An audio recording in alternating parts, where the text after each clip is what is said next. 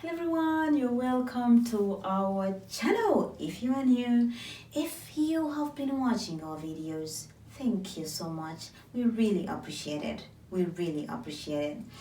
My name is Anne and I'm a student at the University of Oxford. I'm doing my master's right now, but I finished my undergraduate in Japan. So I missed to tell you things that I noticed in Japan.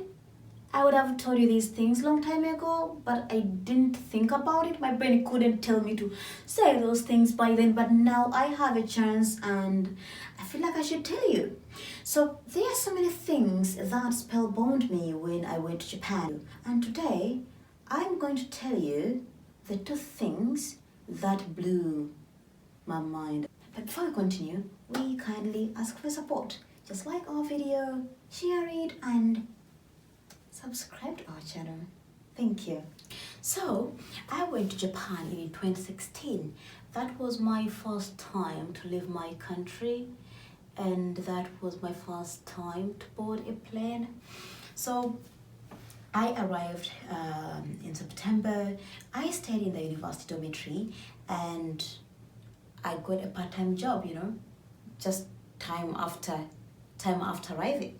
In Japan you can get part-time jobs anytime. That's so good. I loved it.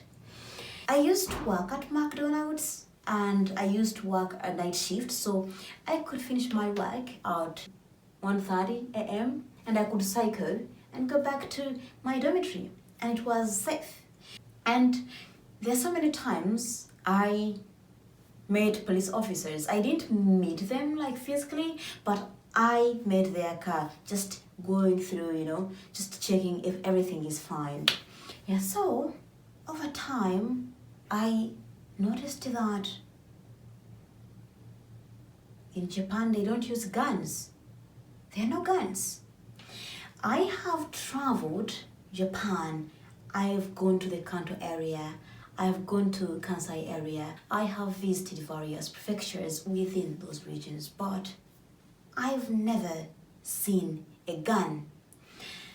In Uganda, guns are everywhere, and time comes when people holding guns just shoot everyone around them.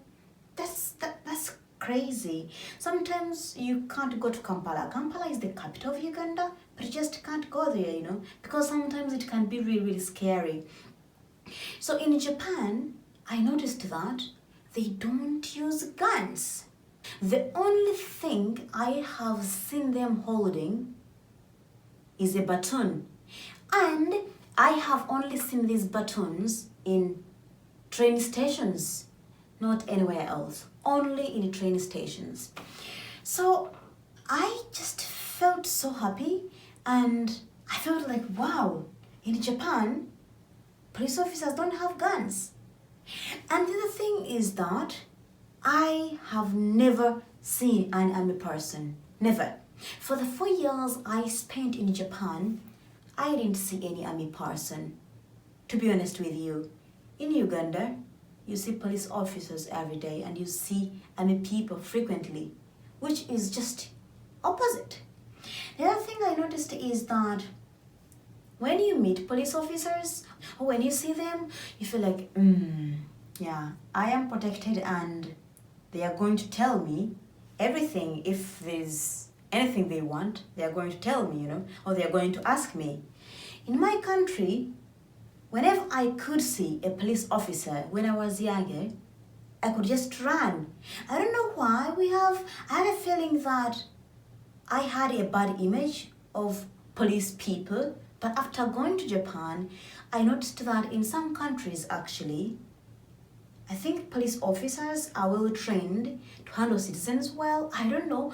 I seriously don't know, but I see a clear difference between Japanese police officers and Ugandan police officers. Because in my country, if you see a police officer, you just have to run. Well, I grew up in a village, so whenever they came, we had to hide, because they were holding guns, Guns are scary, to everybody. So whenever I could see them, I could just run. So that's what I noticed. And The other thing that shocked me is about electricity. You know, I grew up in a village and I grew up thinking that having electricity is a luxury. That's what I thought. After going to Japan, I noticed that electricity is a basic need. Everyone has electricity and everyone has access to water. That shocked me. I was like, oh my God, I thought that only rich people should have electricity. In Japan, it's a basic need. I felt so happy that such countries have managed to do that, but I got shocked at the same time that in my country, there are so many people who don't even have access to clean water.